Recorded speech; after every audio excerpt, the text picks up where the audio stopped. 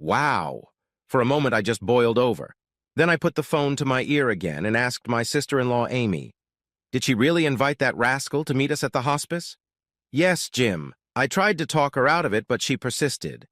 I don't know why she wants him there tonight, but it's time to deal with it.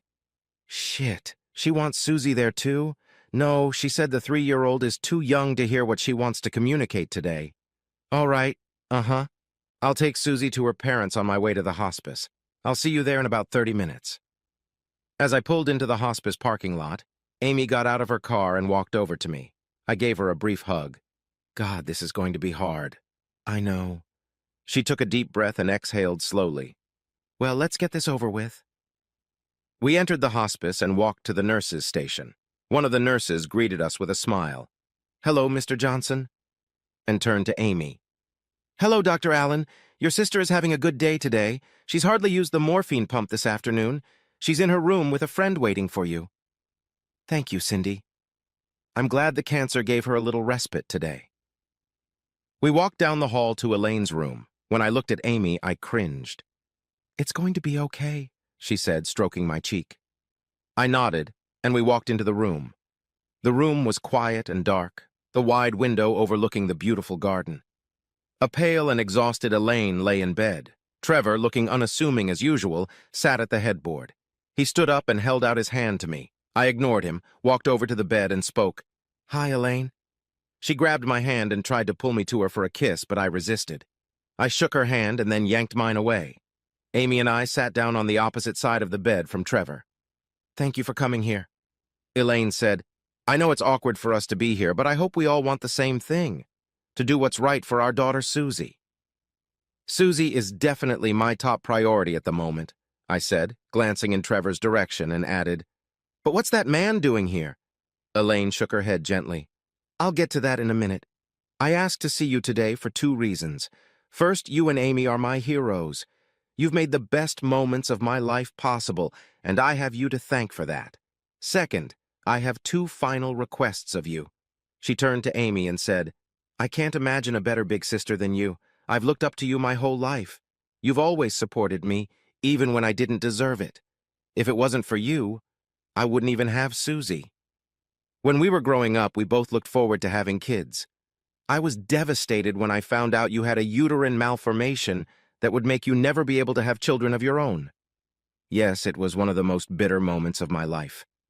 It's the main reason I got into midwifery and reproductive medicine. I hoped that by helping other women get pregnant, I could find a way to do it for myself. I'm so glad you did, Elaine said. When Jim and I couldn't get pregnant, I was devastated. Thank you for supporting me through the infertility testing and then the whole in vitro fertilization process. And I'm glad I was able to help you, Amy replied. Help? It's more than that. You're my hero. You've also been a wonderful aunt to Susie. I feel so much better dying knowing that you will be there to love and hold her when I'm gone. All I want to ask of you now is to continue to love Susie and help Jim raise her to be a good woman like you. Amy sobbed and took Elaine's hand. Of course it is. I'll never stop loving Susie and helping Jim. Elaine turned to me and said, That was the easy part. What I want to ask of you is much more complicated. I know that my relationship with Trevor has hurt you terribly.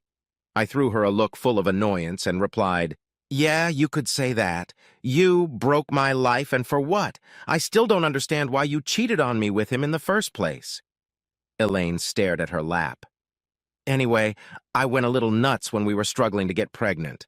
Even though Amy said your sperm count was perfectly fine, I didn't quite believe her. I looked at Amy, who only shrugged her shoulders. I was desperate and willing to try anything.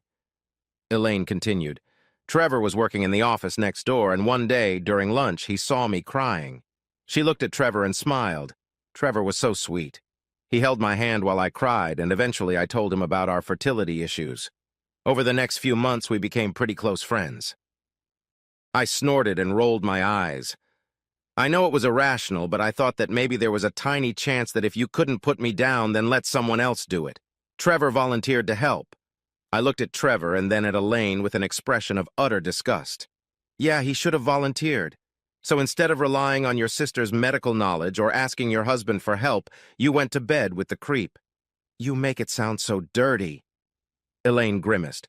At first, sex was just a way to increase my chances of getting pregnant. But somewhere along the way, Trevor and I fell in love. It was amazing. I was loved by two wonderful men at the most difficult time of my life. I wanted to find a way to keep you both. What made you think I would ever agree to that? I asked. I was afraid you would divorce me when you found out, but you didn't. You became my hero for putting up with the whole damn IVF circus with me. And when I finally got pregnant, you were just as excited as I was. I nodded. I did think about divorce, but I wanted the baby more than I wanted to leave you. And that's what convinced me that you still loved me enough to ask you one last big favor, she said. She took a deep breath, then exhaled and said, I know how much you love Susie. I'm asking you to let Trevor be a part of her life, too. I want you to give him joint custody of Susie after I'm gone so that both of my wonderful men can be in her life and raise her to be a wonderful girl. I looked at the creep. His face had lost its usual tinge of smugness. He bit his lip and looked concerned. I hadn't expected such a request from Elaine. I raised my eyebrows and looked at Amy, who seemed as surprised as I was. Finally, I turned to Elaine again and replied, No way. Thank you, said Elaine. Wait, what did you say? I said, no. Nope. Nain. No way, no way. Not a goddamn chance. After you're dead, there's no way I'm letting that bastard see my daughter. Elaine looked at me in amazement and burst into tears. After a minute, she pulled herself together and sighed. Okay, I was hoping you'd be above this, but you've left me no choice. You're going to have to give Trevor joint custody. And why is that? Because you, Jim, are not Susie's father. I looked at her. And what makes you think that? Elaine looked at me with sad eyes and said, I didn't want to tell you this, but I wanted to have a child with each of my wonderful men. I convinced Amy to use Trevor's sperm for IVF. I was going to use your sperm for a second IVF in a few years. However, cancer got in the way, and now that's not going to happen. I turned to Amy and raised my eyebrows. She nodded. Yes, that's what she asked me to do. I'm sure the DNA test will confirm my parental rights to Susie, Trevor smirked. Actually, Trevor, a DNA test won't do anything for you, Amy replied. Trevor looked stunned. Why? It's very simple, said Amy. Elaine tried to convince me to use your IVF material. However, all she convinced me of was what assholes you both are. Amy turned to her sister again and said, I've had your back your whole life. I covered for you when you wrecked Dad's car, gave you antibiotics, and gave you a loan when you and Jim couldn't afford IVF. Elaine hung her head. You're right, without you. IVF would never have happened. It wouldn't have fucking happened, Amy snarled.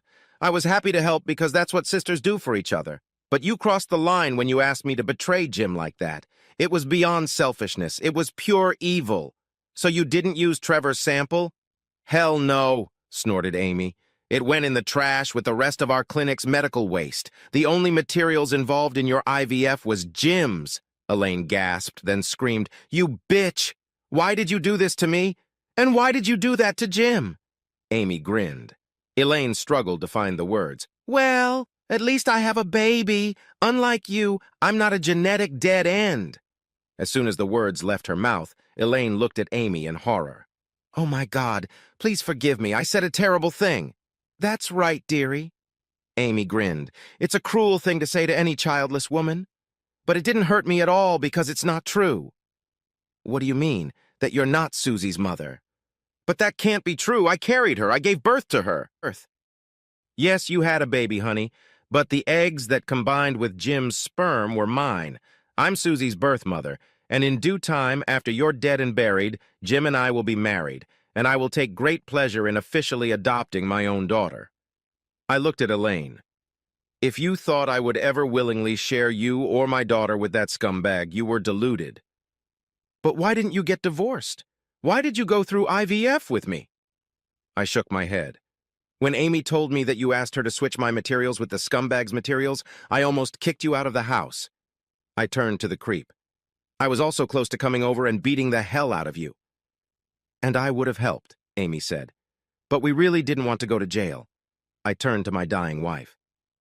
Amy and I had many wild fantasies of revenge before we settled on a more appropriate response to your betrayal. We decided that neither you nor the bastard was worthy of being parents. but we realized that you could be a great surrogate mother for us. Amy said, if it worked, we were going to use you to carry another one of our children. However, as you said yourself, cancer and so on and so forth. Elaine seemed to be out of her depth. What about my eggs? Did you throw them away too? No, I didn't, Amy said reproachfully, although I came damn close to doing so. They are currently safe and sound in our clinic's freezer and labeled as an anonymous donation. Sooner or later, one of my patients will need an egg donor to get pregnant. If someone with your physical characteristics is needed, we can provide them with your eggs. That way, no one will ever know about it, and Trevor will have nothing to do with the baby. I turned to Elaine. If anything, Amy and I were ready to spare you all this worry and let you die in peace. However, you forced us to do it, and now it's all on your conscience. I still love you, honey, despite all the crap you've done. So Jim and I are going to give you one last chance to redeem yourself. You're going to die in the next few weeks, and it's going to be very hard on Susie.